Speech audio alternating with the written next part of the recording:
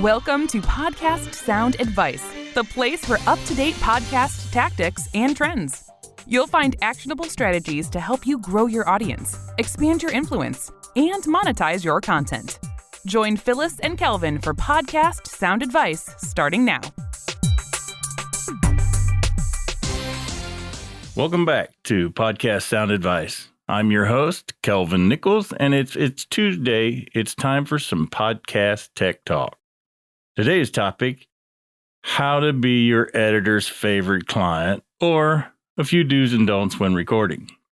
In past episodes, we've talked about your recording environment, locations to record, preferably somewhere quiet with lots of soft surfaces. We talked about methods of recording, like using your laptop and free software, external recorders like Roland, Zoom video conferencing, which we're all familiar with by now with the pandemic, Zencastr, Squadcaster, just to name a couple. There are other players in the game like Riverside FM and StreamYard, but we'll get to those in a future episode. In our last published tech episode, we discussed different mics, and I gave some example recordings with different types of mics, what they sounded like pre-production, and what they sounded like after they had been processed or post-production. Today, we're going to discuss a few do's and don'ts while recording, or as I like to put it, how to make your editor happy.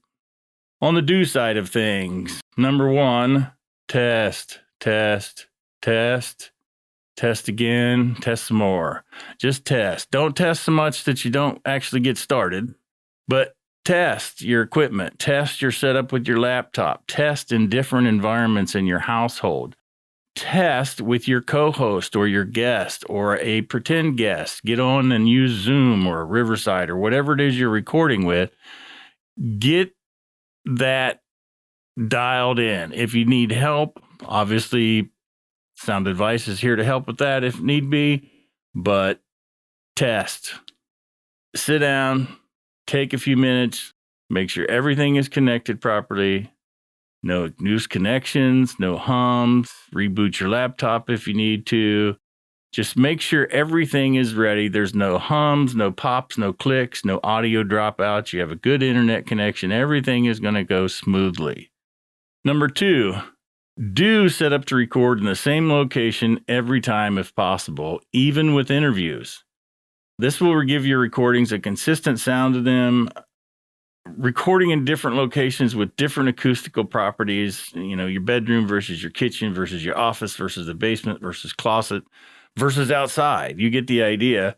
Will cause the recordings to sound different in every episode. Now, if you want a consistent sound, you need to record in the same environment with the same setup every time. You're a podcaster now. So you're in this for the long haul. Set up and act accordingly. Number three, do record 5 to 10 seconds of what I like to refer to as dead air. This allows your editor to hear and isolate the ambient noise, background noise the mic might generate, USB mics especially because they're powered, laptop fan noise, HVAC noise, etc. The easier you make it for your editor to remove, the better your recordings will sound.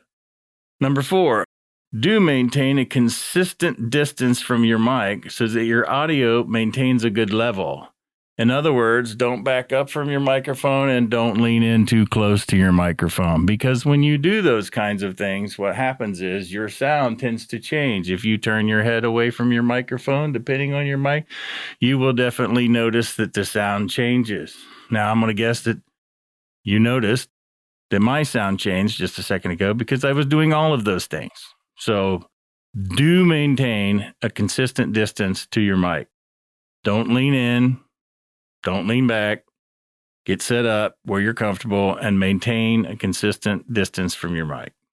Number five, do prepare what you're going to record. Make an outline or jot down some notes so that your episode doesn't wander. And if it does, you can quickly get back on track. Although some folks love to shoot from the hip and be spontaneous, which is fine. However, a lot of times it leads to a lot of awkward pauses, the use of filler words like, but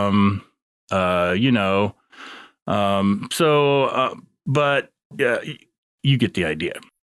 Number 6, do stop or pause when you make a mistake. Do not stop the recording. Just stop talking. Pause a few seconds. Gather your thoughts, even if it means, all right, I'm going to say that again. Let me catch my breath, whatever you need to do. Okay. And then start over again. The editor will cut out that previous section once he realizes that you're repeating and that you've let us know that I'm going to repeat that or I'm going to restate that. The editor will go back and remove all of that information. Some people will clap. Some people make a popping sound. Some say, I'm sorry, or they apologize to the editor because they made a mistake. Some people will cuss. That's also acceptable. If that what makes you feel better, then more power to you. Anyway, signals or verbal cues help the editor locate the error as he's listening and know that you're going to repeat that section. Number 7, do use a pop filter. I'm using one now. That can be as simple as a foam cover over your mic or a clip-on mic pop filter. You've seen them with the fabric in a circle. Some of them are metal screens, depending on what your mic is and how it's set up. This will prevent those heavy breathing sounds and heavy rushes of air from crossing the mic, affectionately called plosives. You hear those low puffs of air across the mic. Those are plosives, and those are what we're trying to avoid.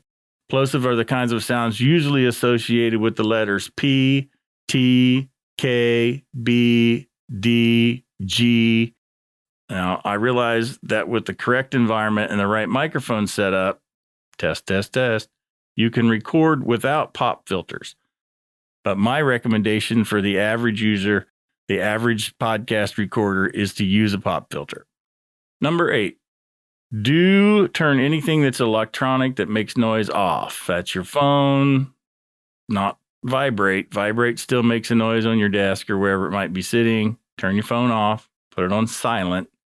Your PC, your Mac, your email programs, your chat notifications, turn those off. Anything your smartwatches that's going to beep, ding, ring, or make noise while you're recording, make sure you turn those kinds of things off.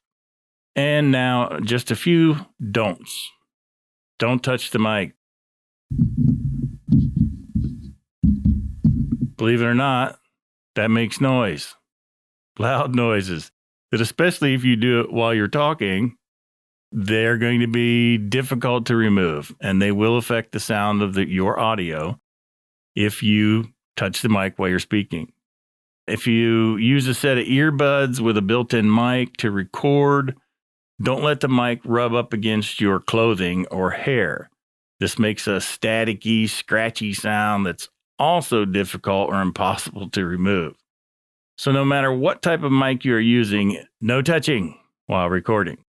Don't touch the desk the mic is sitting on or the mic stand either. Some people out of nervous habit might swing their leg or tap their toes or shake their legs, which in turn shakes the thing the mic is sitting on and creates noise. Number 2, don't turn away from the mic if you can help it. I kind of covered this a minute ago when I was talking about maintaining a consistent distance to the microphone.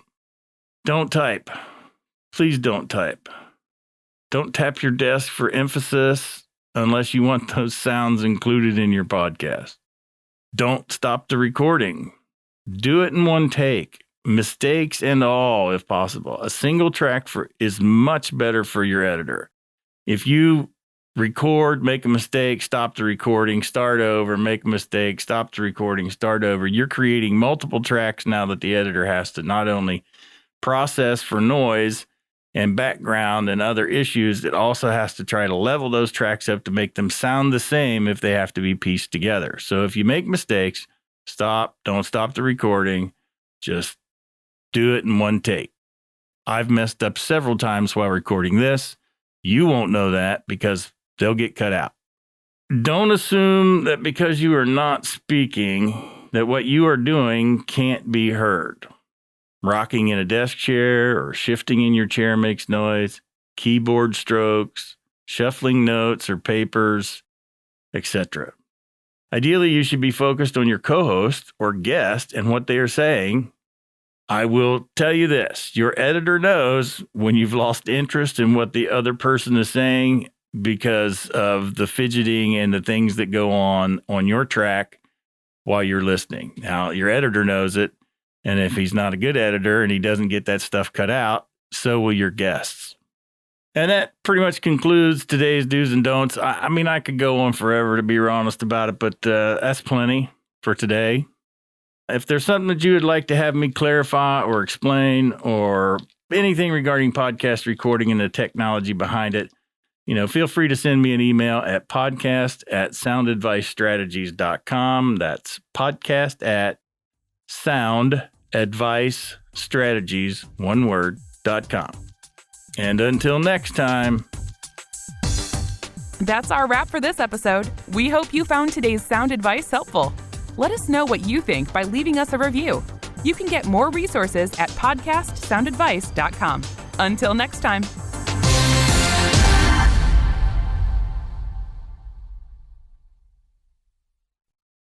This podcast is part of the Sound Advice FM network.